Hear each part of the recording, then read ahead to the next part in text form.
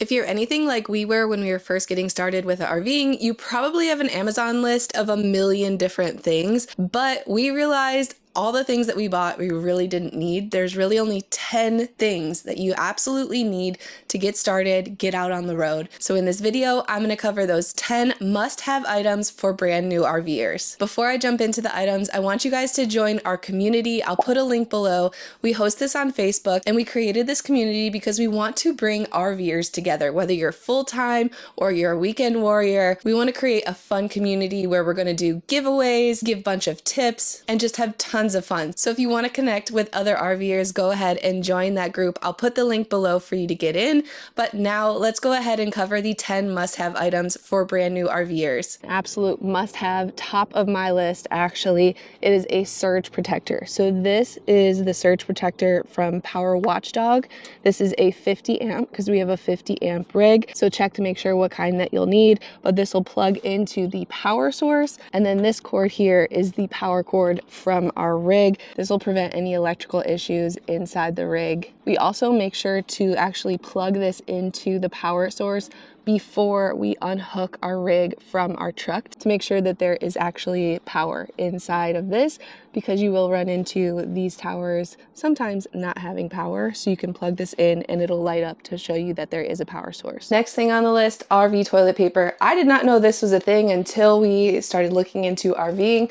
But you must have a RV safe toilet paper. It'll just dissolve better in your tank. It won't clog up your tank. We've tried this one from Camco, and then we've also tried this one from Scott. I do like the Scott a little better. It's softer and it's more similar to the toilet paper that you'd use at home. You're also going to want a holding tank treatment. Both this one from Happy Camper and this one from Liquefied will help prevent odors, eliminate odors, and they also help to liquefy any waste. So it'll break down that waste to help the emptying of your tank be a little easier. Next is a quality water filter system.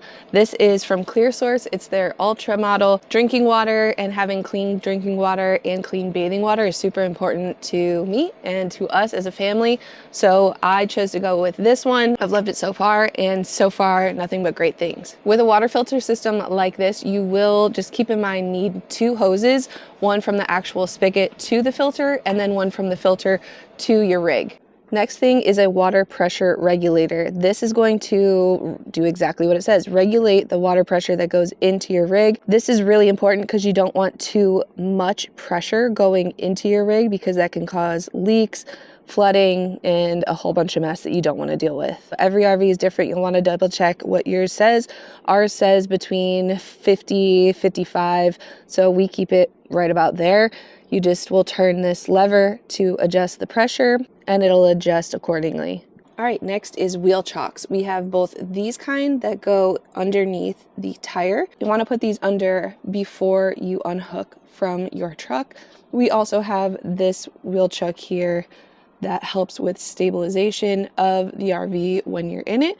These are going to help if you're on a slope, if you're on rocks, prevent any shifting or moving of your trailer itself. This is probably one of the most important things. It's a quality sewer hose. We got this one from Rhino and it has served us so well. We actually had a different one, a different brand of this when we first started, and it lasted us about a week. So I will say from the beginning, make sure you invest in a quality sewer hose. It's super easy to store, to pack up. And we also have the clear elbows that go into both the sewer in the ground there and a clear connector on the rig itself, so that we can see anything coming through and make sure that it is clear when we're emptying the tank. Next is an RV navigation system. This is a Garmin 795 7-inch. It's not the top of the line, but it does the job. Now, you will want to make sure you get an RV specific navigation system,